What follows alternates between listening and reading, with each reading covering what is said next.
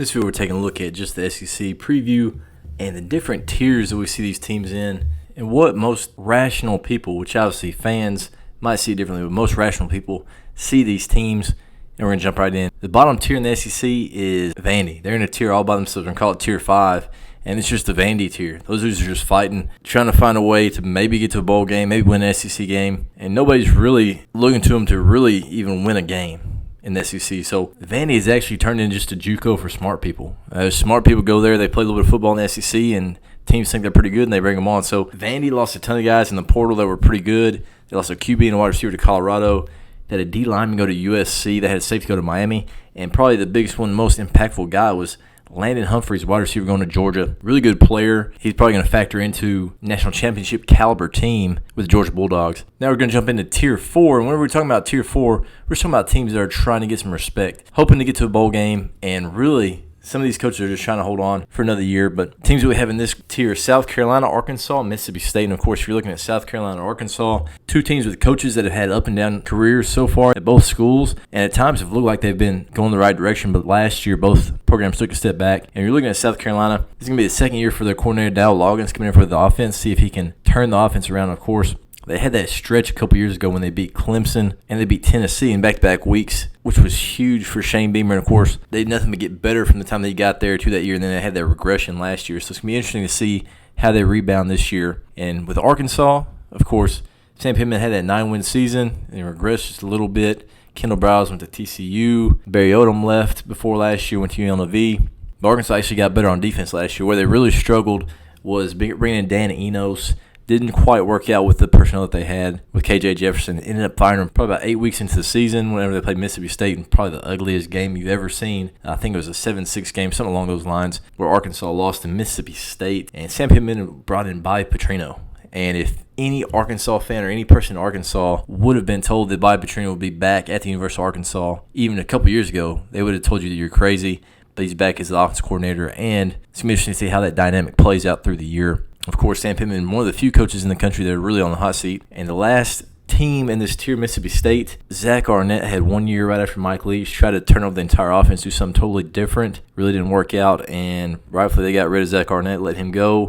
And then the year, and they brought in Jeff Lebby, another offensive-minded coach, very similar to Josh Heupel. Going to be a Briles system type guy, so you're thinking about what Baylor did, and of course what Tennessee's doing right now. Mississippi State's offense is going to look pretty similar to that. So it's going to be really interesting to see how that plays out in Mississippi State. Can't be any worse than the way they were last year. And, of course, defense will be solid because Zach Arnett and the defense was pretty good, but they got to get that offense going again. So that's Tier 4 right there: South Carolina, Arkansas, Mississippi State. Now looking at Tier 3, these are teams that if they're talking to you right now, they might say, hey, we got a chance for the playoffs. But I would say these are real teams that if they're a Fringe top 25 team, poke their head into the top 25 a couple times throughout the year, they probably feel pretty good about their team, feel pretty good about their year. And the teams that we have for this tier, you have Kentucky, Auburn, and Florida. So Kentucky, Auburn, and Florida, think about those. Those are Tier 3 teams. Just hoping to be Fringe top 25. Kentucky, Mark Stoops, what can we say? Does nothing but have solid teams year after year. I feel like they got a pretty good transfer in quarterback with Brock Vanderbilt coming in from Georgia. I think he's going to be a pretty solid player. Upgrade there at the quarterback spot. And they brought in a lot of good transfers there at the quarterback spot. Lost Liam Cohen. They brought in the offensive coordinator from Boise, so that should be hopefully pretty comparable. We'll see how that plays out as well. But you know Mark Stoops can have those guys playing. Going to be pretty solid on defense. If the offense can get anything going, they're going to be a team that's pretty formidable. And now looking at Auburn, another Tier 3 team. Year 2 under Hugh Freeze. And, of course, they nearly beat Georgia at home, nearly beat Alabama at home last year. They're on the cusp of doing some good things. And they lose to New Mexico State, and they would lay an egg in the bowl game. They do have their quarterback back. And a lot of people would say that they wish they would have gone and gotten a transfer. But I think he's a decent enough player that they can get some things done. They got to upgrade on the outside, and they have a young man coming in that's supposed to be their number one receiver. And, of course, Hugh Freeze has had the pedigree to bring in guys on the outside that are NFL-type talents. And you just look at the NFL roster, some of the highest-paid receivers in the league right now were recruited by Hugh Freeze to Ole Miss. So it's going to be an interesting year there, year 2 with Auburn, see if they can get that offense back going. I think he's got it more towards the system that he's used to. He's going to be in charge. You got Derek Nix, and you got Ken Austin as co-OCs, and he brought in DJ Durkin. I think his personality is going to match a lot more with what Coach Freeze is looking for. Ron Roberts did an excellent job last year, but I think they had a little bit of issues as far as personality, and Ron Roberts ended up going his separate ways to the University of Florida, which is the next Tier 3 team that we're going to talk about. And some people would call Billy Napier, Sunbelt Billy. I wouldn't call him that. That's not me. I wouldn't call him that. I think he's a good coach. A couple of recruiting classes, and I think he's about to get this thing turned the right direction. I'm not going to say he's going to be a playoff type team, but I think you're going to see them mesh quite a bit this year. Going to be Fringe top 25. They have a really tough schedule, but I think they're a team that can make some noise. And, of course, as long as they can keep that young quarterback, DJ Lagway, in the spring game, he was unbelievable. I think he's going to be a future star as long as they can hold on to him there at Florida. Now going on to Tier 2. And these are teams that expect to be in the conversation for playoff spots late in the year, but probably in their hearts of heart know that it's going to be really tough for them to make it out. They think that they're right there on the cusp, but I don't think that they truly believe that they're going to be a team that should be in this year. If they were, great, might be a year or two early. We're going to jump right in. The first one you think about is LSU. Now, of course, you had a Heisman Trophy winner last year, unbelievable offense. Brian Kelly's going to have a good offense no matter who it is. Overturning their entire defensive staff. That defensive staff from last year was really tough. The defense was bad, really almost wasted probably one of the better college football players that we've seen run through college football in the past couple of years.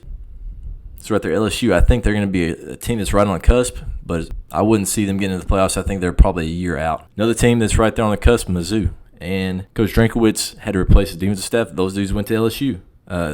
Blake Baker went to LSU, but he brought in Corey Batoon, and I think he's a pretty good one. Came in from South Al. He was the defense coordinator for Coach Womack, who went over to Alabama as their defense coordinator now. But Mizzou, if you're looking at a schedule in the SEC, one that's somewhat favorable, these guys have a pretty favorable schedule, and I could see them definitely in the conversation late, if not getting in the playoffs, pushing for an SEC title if everything falls right. So Mizzou's going to be pretty talented all the way around. I think they're going to be pushing for the playoff spot. Another team in Tier 2, you got Texas A&M. Mike Elko, first year. Colin Klein as the offensive coordinator. I think they're still extremely talented. They lost a ton of guys, especially from that recruiting class that was supposed to be the best to ever do it. But they're still going to be extremely talented. A&M is going to be good enough. I think Elko's going to get those guys playing with a bit of a fire underneath them this year that they hadn't seen in quite some time. So it's going to be fun to see A&M and see how they evolve this year. Next Tier 2 team, Oklahoma. I think a lot of people are undervaluing Oklahoma. Now they're seeing Texas come in. They're already a top 5 team. Oklahoma is a top 10 program easily. These guys are extremely talented. They just tied Brent Venables up for a long time with a contract extension. And last year they lost their OC. Levy went to Mississippi State as the head coach. They replaced him with Seth Luttrell. And probably one of the biggest things that Brent Venables has done since he's been in Oklahoma is holding to Bill Bedenbaugh. Probably the best offensive line coach in the country. And, of course, everybody's thinking they're going to be a little bit down up front, which that's fine. I have nothing but trust for Bill Bedenbaugh and how he's going to grow that offensive line room throughout the year. So I feel like Oklahoma's right there on the cusp. Everything falls right. They can find a way in. Tennessee's another team in Tier 2.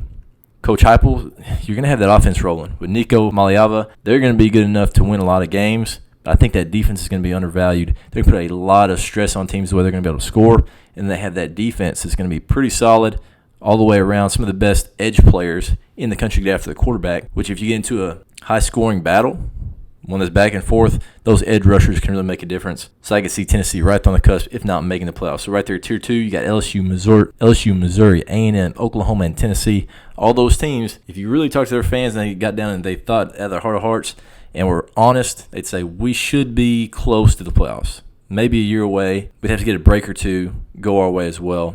And, of course, when you're talking about Tier 1 teams, these are teams that this year, in 2024, believe they should be in the playoffs. And, of course, when you're talking about that, you got Georgia, who's either favorite or co-favorite for the national championship with Ohio State. You got Texas, who made the playoffs last year. Got the quarterback back. Got the coordinators back. Going to be a really tough team in the SEC. You got Alabama, year one without Nick Saban, year one with Kalen DeBoer. But they actually upgraded, I think, that staff. Kane Womack is DC, and the guys they brought in for the other coaching spots are really good. It's going to be fun to see that now. Ole Miss is the one that's not really always been in this conversation. Now, Lane Kiffin has done an amazing job upgrading that talent roster. Brought in a ton of transfers on the offensive and defensive lines that could have a big impact in the SEC race and possible push for a playoff berth there for Ole Miss. So, quarterback back, coordinators back, a lot of good stuff at Ole Miss, a lot of momentum, and I think they're really pointing to this year as a chance to make some noise and get into the playoffs and hopefully contend for the SEC. So, if you're looking at Tier 1, Georgia, Texas, obviously the top of the top, and you've got Alabama right there behind them. Ole Miss, I think, is the next one in line. Depends on how many SEC teams they can get into the playoff. I think it's going to be at least 4, if not 5. But let us know where we missed.